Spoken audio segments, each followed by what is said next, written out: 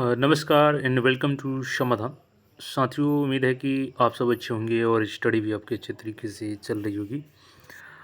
साथियों, यहाँ पे कल रात्रि में ही अपडेट कर दिया गया था जो बीपीएससी 69th प्रीलिम्स एग्जामिनेशन का सेकंड आंसर की है। चूँकि इसके पहले प्रोविजनल आंसर की पहला जारी किया गया था और अब जो दूसरा प्रोविजनल आंसर की भी जारी कर दिया गया है।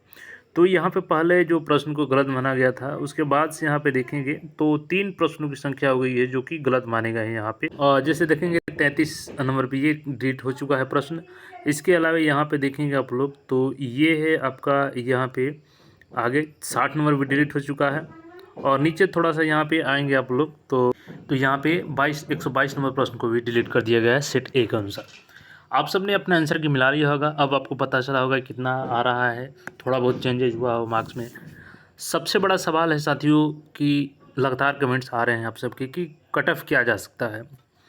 देखिए, पहले आंसर की आया था उस समय केवल क्वेश्चन की जो डिलीट संख्या थी वो 1 थी और यहाँ पे भी 3 क्वेश्चंस को डिलीट कर दिए गए हैं और यहाँ पे फिर से आपसे ऑब्जेक्शंस मांगे गए हैं। हालांकि यहाँ पे ऑब्जेक्शन करने के लिए आपको प्रत्येक प्रश्न के अनुसार 500 रुपये करना है, यानी जितना प्रश्न करेंगे उसके अनुसार आपको प्रत्येक क्वेश्चन के लिए 500 रुपये पेमेंट करने हैं। चलिए, ये तो जो करना है उसके लिए आप लोग पेमेंट तो करना ही होगा, जो रूल है उसको फॉलो करना होगा। अब यहाँ पे सबसे बड़ा सवाल कि कट ऑफ किया जा सकता है। देखिए, कुछ स्टूडेंट्स जो 120 भी अटेम्प्ट किए हैं, 110 भी अटेम्प्ट किए हैं, लेकिन सबसे बड़ा सवाल आता है साथियों कि क्या सही कितना किए हैं। क्योंकि इस बार का जो देखेंगे और वाकई जो लेवल के पेपर का लेवल था वो काफ़ी हार्ड सेट किया गया था, जिसके अनुसार समय कम थे।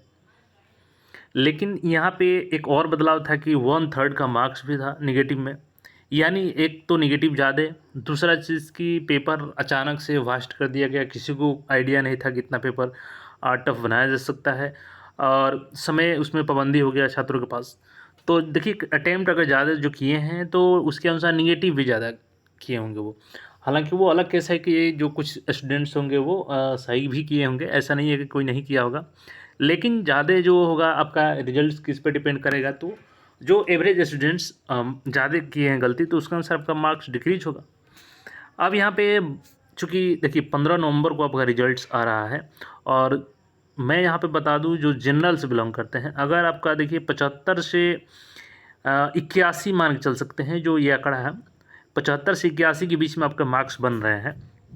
अब 75 से 81 कहने का मतलब है कि इसके बीच में मैं रेंज इसलिए रख रहा हूँ क्योंकि ये पहली बार पैटर्न है, किसी को कोई आइडिया नहीं है। लेकिन जो 80 स्कोर है ना यहाँ पे, अगर जिनका भी 80 स्कोर है वो बिल्कुल सेफ़ है, उनको तो बिल्कुल मेंस में लगना चाहिए और उससे कम भी है तो उनको भी लगना इसलिए चाहिए क्योंकि 15 नवंबर को जब आपका रिजल्ट आएगा तो उसके बाद से मात्र 20 से 21 दिन 22 दिन आपके पास समय है।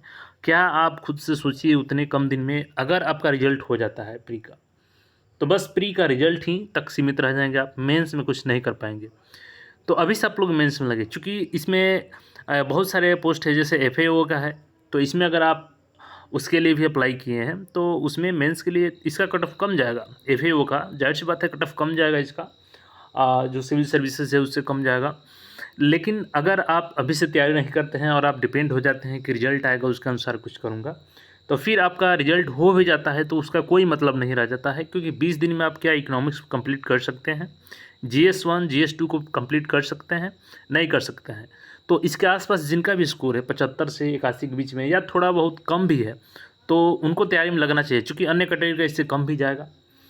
और वैसे कैंडिडेट जिनको लगता है कि मैं मेंस इतना दिन में नहीं कर पाऊँगा या प्री में क्लियर नहीं कर पाऊँगा, तो उनको सजेशन रहेगा, चूँकि अभी 17th का नोटिफिकेशन भी नहीं है आपके पास अभी समय है अच्छा खासा। तो इस समय में आप लोग मेंस का स्ट्रेटजी लेके चलिए, क्योंकि इस बार का पेपर का लेवल देखा आपने कि जो मेंस का अगर अच्छे से तैयारी किए होंगे ना पहले से, तो उनका प्री भी होगा और मेंस भी होगा।